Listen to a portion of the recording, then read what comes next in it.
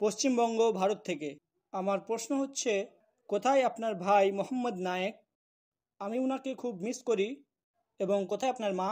তারা কি আপনার সাথে মালয়েশিয়ায় থাকে? মালয়েশিয়ায় শুধুমাত্র আমি আমার পরিবার সদস্যদের সাথে আছি, যে আমার স্ত্রী এবং আমার 3জন সন্তান, আমার ছেলে ফারিক এবং আমার মেয়ে জিকরা এবং রুজদা। আমার সন্তানরা সৌদি আরবে আছে, সবেমাত্র তারা পরীক্ষা শেষ করেছে। তারপর ইনশাল্লাহ তারা শীঘ্রই এখানে আসবে মালয়েশিয়ায়। আর যতদূর পর্যন্ত আমার বড় ভাইয়ের কথা মোহাম্মদ নায়েকের। হ্যালো ফ্রেন্ডস, আপনারা কি জানেন ডক্টর জাকির নায়েক জলজান্ত একটা কম্পিউটার। তার দিমাগে এত কিছু ভরা আছে যেটা কম্পিউটার লোড লোড করে সামলাতে পারে না। সেই জিনিসটা ডক্টর জাকির নায়েক দিমাগে আছে। উনি পাবলিক যা প্রশ্ন করে তার প্রশ্নের উত্তর দিতে খুব সহজভাবে দিয়ে দেয়, কিন্তু পাবলিক প্রশ্ন করতে ওনাকে ভয় করে। তা আগে দেখে নেব প্রশ্নগুলো কী করছে আর কীভাবে উত্তর দিচ্ছে, সুন্দরভাবে উত্তর দিচ্ছে। আমরা আগে দেখে নেব। আমি মোহাম্মদ আল মামুন, ওয়াজগ্রাম থেকে, পশ্চিমবঙ্গ, ভারত থেকে। আমার প্রশ্ন হচ্ছে, কোথায় আপনার ভাই মোহাম্মদ নায়েক? আমি উনাকে খুব মিস করি। এবং কোথায় আপনার মা? তারা কি আপনার সাথে মালয়েশিয়ায় থাকে? মালয়েশিয়ায় শুধুমাত্র আমি আমার পরিবার সদস্যদের সাথে আছি, যে আমার স্ত্রী এবং আমার 3জন সন্তান, আমার ছেলে ফারিক এবং আমার মেয়ে জিকরা এবং রুজদা। আমার সন্তানরা সৌদি আরবে আছে, সবেমাত্র তারা পরীক্ষা শেষ করেছে। তারপর ইনশাল্লাহ তারা শীঘ্রই এখানে আসবে মালয়েশিয়ায়। আর যতদূর পর্যন্ত আমার বড় ভাইয়ের কথা মোহাম্মদ নায়েকের এবং এবং আমার মায়ের কথা, তারা বাস করছে এখন বম্বেতে এবং আলহামদুলিল্লাহ তারা ভালো আছে। এবং আমার ভাই এবং আমার মা গুরুত্বপূর্ণ ভূমিকা রেখেছেন। মাশাল্লাহ, আমার বাবাও আমাকে করেছেন সাহায্য, ফুল টাইম দায়ী হওয়ায়।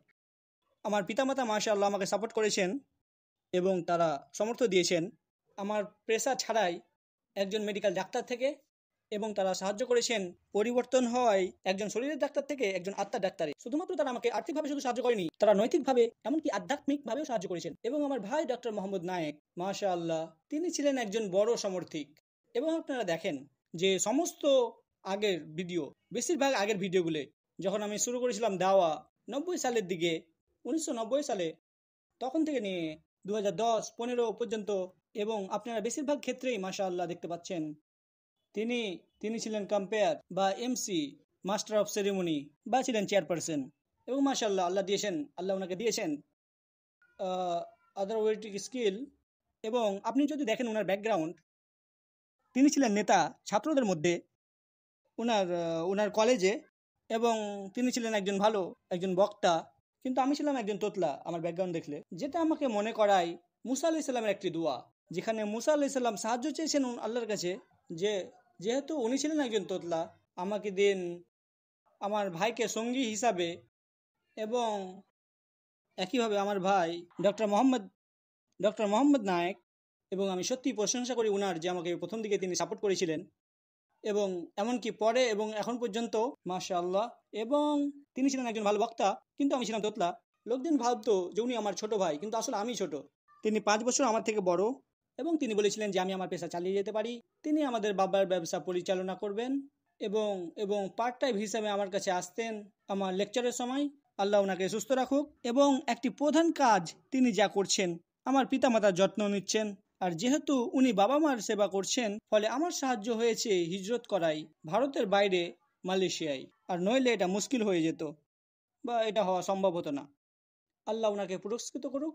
উনি যেন পান সমস্ত আজাদ আমার দাওয়ার, উনিও যেন পান, এতে আমার আজাদ যেন না কমে।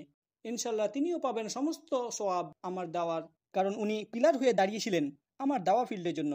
এবং আমি সুস্বাস্থ্যের দোয়া করি আমার মায়ের জন্য। আমার মা এখন 88 বছরের। আমি ওনার সাথে কথা বলি 1 সপ্তাহের মধ্যে বা 4 দিনের পর পর। এবং এবং এবং আলহামদুলিল্লাহ, যদিও তিনি বৃদ্ধ হয়ে গেছেন, তবুও মাশাআল্লাহ উনার উৎসাহ শুরু থেকে রয়েছে। এবং আল্লাহ তাআলার কাছে দোয়া করি যে তিনি যেন আমার পিতাকে জান্নাতুল ফিরদাউস প্রদান করুক। এবং আমাদের পরিবারের আমার ভাই এবং আমার মা, ইনশাআল্লাহ আল্লাহ ওনাদের জান্নাতুল ফিরদাউসে প্রবেশ করান।